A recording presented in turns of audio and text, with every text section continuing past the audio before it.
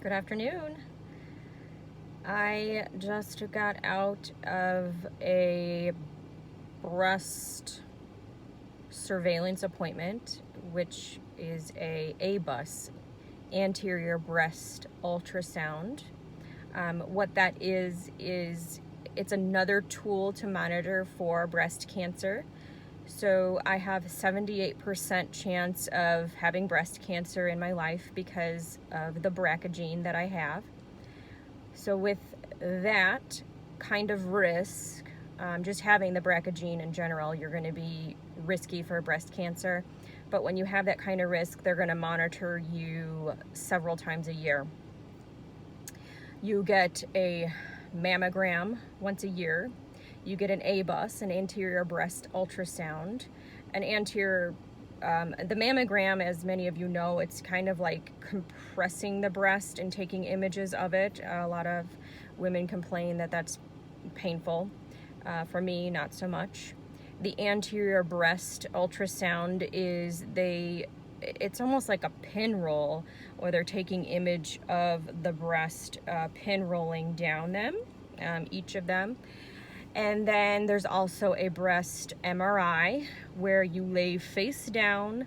There's kind of like this cup that your breast can fall into.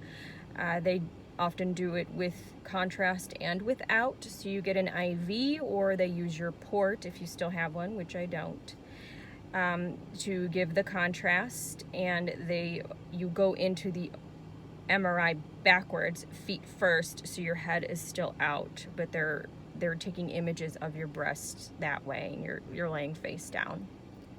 Mine will give me earplugs, and I just close my eyes, and it doesn't really impact me too much. I don't have claustrophobia.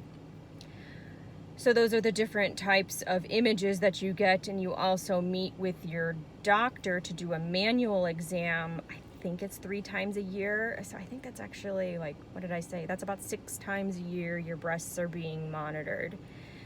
And that's what it's like to have BRCA gene. So when you have BRCA gene, and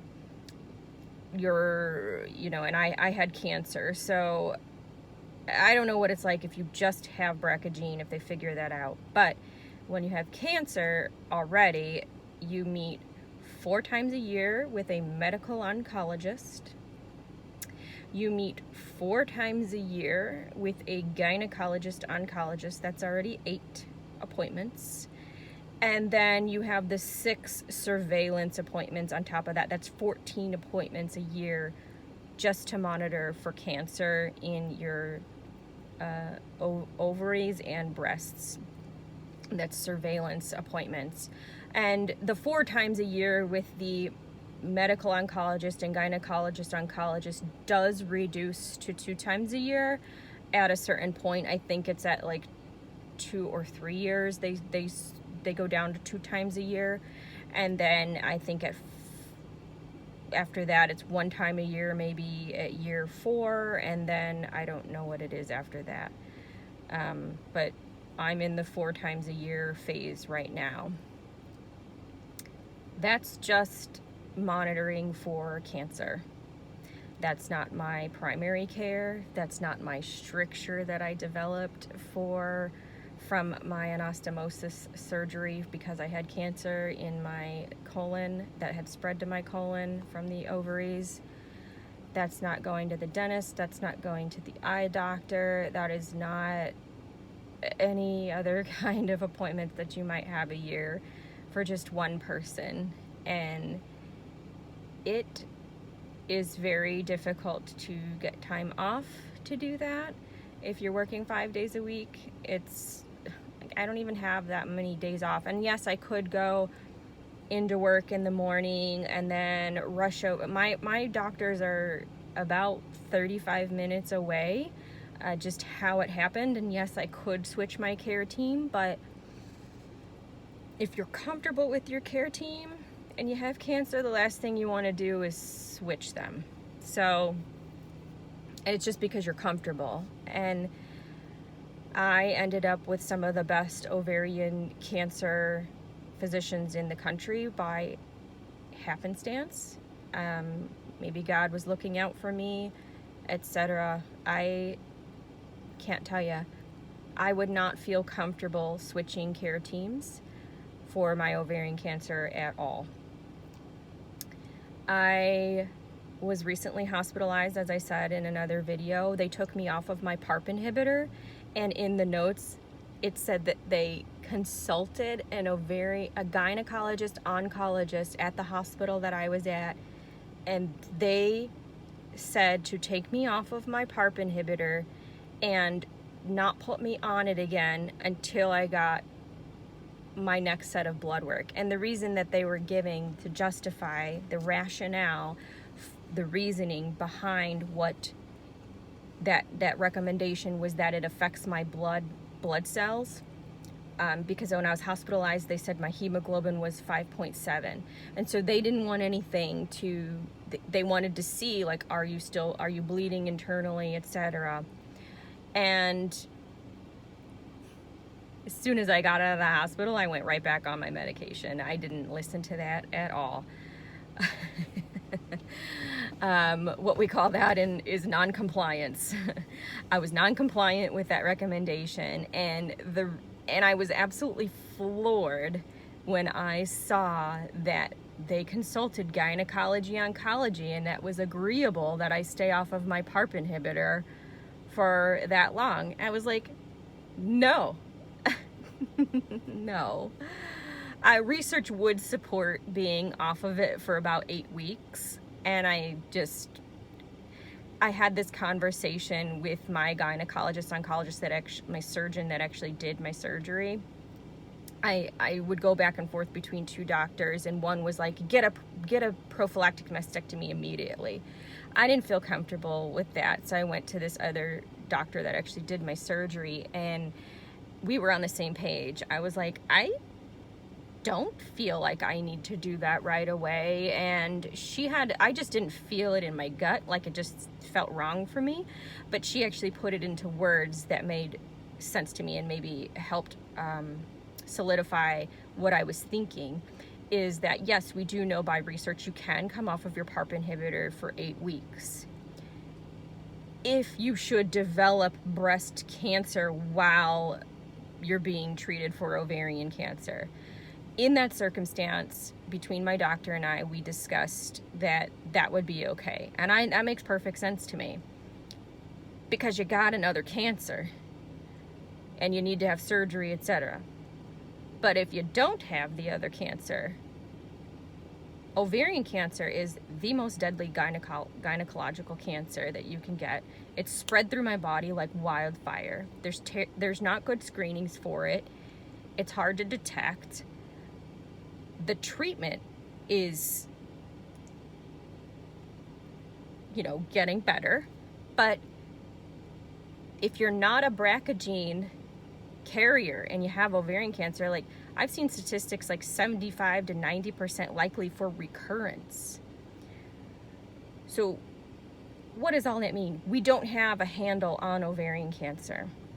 We are much more skilled medically at dealing with breast cancer when we find it at early stages. So that's the rationale of why I want to stay on my PARP inhibitor, is because I'm dealing with a cancer that is not well under control, and why would I come off of it and risk that for a prophylactic, something that I don't even have? So staying on it as much as possible, as closely to protocol as possible, taking it twice a day, every day, as consistently as possible, is your best move for ovarian cancer. So for some oncology doctor to say, yeah, go ahead and tell her not to take that just to have a blood test. Yeah, I get that they're trying to find, if I'm internally bleeding, but it's not my PARP inhibitor. My PARP inhibitor is not causing that hemoglobin to drop like that. It drops it a little bit. It doesn't drop drastically. So that's just, I completely disagree with that rationale. I talked to my medical oncologist and I told him what I read and saw, and he was like, I said, don't worry. I went right back on it as soon as I got home. And he's like, good. You know, of course, like, stay on it as long as possible, and as long as fulfill your protocol, which is a 2-year protocol of taking it twice a day, every day for 2 years. Fulfill the protocol. Why come off of it? So, we're monitoring for breast cancer very closely. 6 appointments a year. 14 appointments a year just for cancer surveillance. It's so difficult. So I could take a couple hours off in the morning to go to an appointment, but the appointment is so far away, and I work 8-hour shifts every day. I'd be like working a half day, like just work 4 hours. Sometimes it'd be like 2 hours or 3 hours, and then I would come back and do another 2 or 3 hours. It's just draining. It is exhausting, and it's draining to, ping pong back and forth through your day. I'd rather just not work that day and not have to ping pong back and forth. When am I going to eat? It just becomes like difficult, and maybe that's just the stage that I'm in mentally, that I can't handle it right now. It's not the right move for me right now. I don't know. Things change all the time. But there's a lot of surveillance when you have BRCA gene, when you have one of the cancers, whether it's breast or ovarian. It's a heavy plate, and that's just me. If I were a parent, how difficult would that be? Maybe it would be more motivating because I'm going to survive and I'm going to be here for my kids, or, and maybe I would see it differently. I'm not a parent, but I just think, like, when you're a parent, you have like all your kids' appointments, you have their activities on top of your 14 appointments a year. Oh goodness, it's a lot. So if you're out there and you're feeling like this, it's a lot. It's because it is. It is a lot. And it's okay if you feel tired about it. It's okay if you feel good about it and you're motivated by it. Whatever it is, it's okay. There's no right or wrong answer. It is a lot. And for the most part, I just I don't have that much time off. I don't have enough PTO in a year to even just go to my regular appointments if I want to take a whole day, right? So I'll volunteer to work a weekend for someone so that I can have a day off where I can just focus on the doctor. And I don't have anxiety about going to the doctor or my scans or anything. There's a lot of cancer patients out there that get a lot of anxiety about scans and appointments and surveillance. They're very worried about, what might they find, etc. I don't worry about it at all. I don't know why. I just don't. I want to go to the doctor and get my scan, and I'm totally fine with it. But a lot of people do have that kind of scan anxiety. That's just more energy on top of, like, just even getting to the appointment. If you're working 5 days, it's just a lot, and you can do something called intermittent leave of absence. A lot of companies will offer that. I had started an intermittent leave of absence before I was hospitalized because I knew I was going to have even more appointments for, like, my rectal issue that I was having. Trying to figure out where this pain was coming from, and I was probably going to expand, just use up all my PTO. I can't think of the word, sorry, but exhaust all of my PTO just trying to get to the doctor. I was exhausting myself just trying to get days off so I don't have to exhaust my PTO, because what do you want to do with your PTO? You want to rest and relax. You don't want to spend all of your PTO just like going to the doctor once, twice a month. it's a lot. It's a lot to manage. And just putting that out there for you so you can understand someone that is going through cancer. Like, what are they actually holding on their plate? And if you're going through it, I see you. I'm doing it too. It is a lot, and I'm thankful that my job is open on the weekends so that I can work a weekend, so that I can get a day off during the week, so that I can preserve my PTO. That's something that I'm grateful for. It's, there can be workarounds sometimes.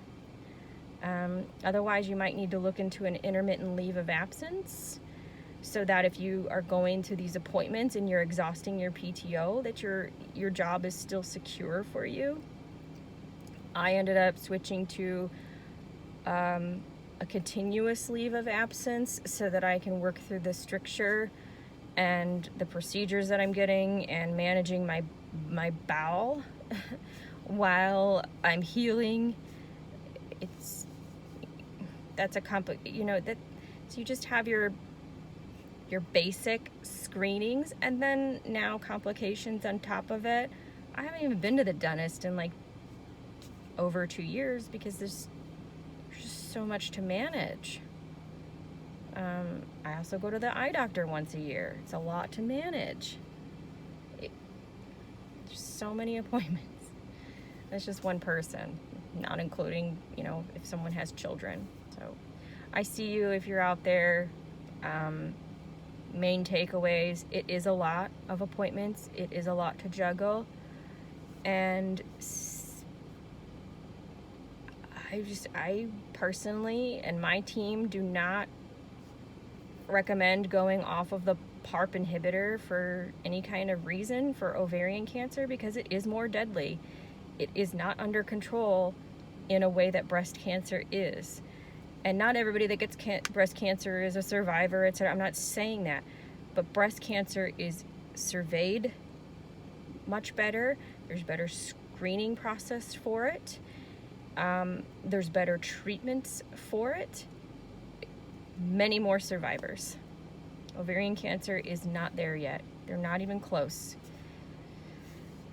So staying on the PARP is what my team recommends. Not one of my team members didn't recommend that necessarily, but I was not in agreement with that decision. So I'm glad I had someone else to think this through with, and do something that was comfortable for me. And that's what it's really about. You got to do what's comfortable for you. Because like I said, I don't get anxiety about screenings, but if you are, you got to do what's comfortable for you. You might need your whole day off just to even muster up the courage to walk through those doors and get that screening. And I feel for that. That's super tough. I feel like I'm gonna have my own anxieties in the future. I'm curious how I'm gonna feel next March when I'm no longer taking the PARP inhibitor, because it's a 2-year protocol. I think I'm anticipating I might have some anxieties about not being on that anymore, and we can talk more about that as that happens. Everyone have a great day.